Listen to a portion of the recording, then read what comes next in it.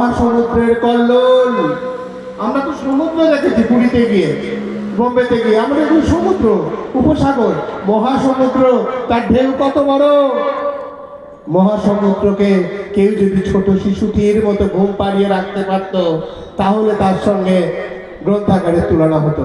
বিদ্যাসাগর মশাইকে বলছেন, একজন বড় লোক, একজন জমিদার এসে বলছেন, আপনি বইয়ের এত সব যত্ন করেছেন, মরক্কো চামড়া দিয়ে সব বাঁধিয়েছেন, তাতে সোনার জলে নাম লিখে দিয়েছেন, এত খরচ করেছেন কেন?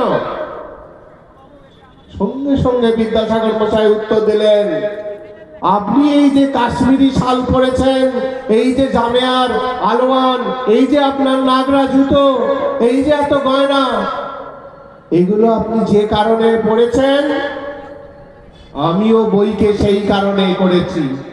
বিদ্যাসাগর মশাইয়ের পাঁজর, রাজা রামমোহনের পাঁজর। আজও রাজা রামমোহনের নামে লাইব্রেরিতে টাকা দেওয়া হয়, আমি জানি।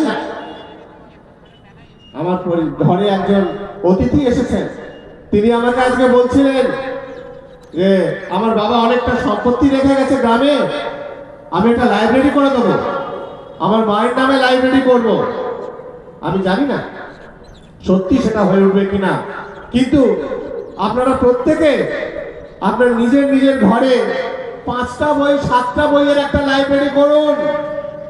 নিজের ছেলে মেয়েকে বলুন যে বাবু তোমরা এটা লাইব্রেরিটাকে মেনটেন করো, একটা আধটা করে বই কিনে কিনে এতে যুক্ত করো, বইয়ের একটু যত্ন নাও, প্রত্যেকের ঘরে ঘরে লাইব্রেরি হোক। আমি লুই ব্রেলকে এভাবেই প্রণাম জানালাম। নমস্কার।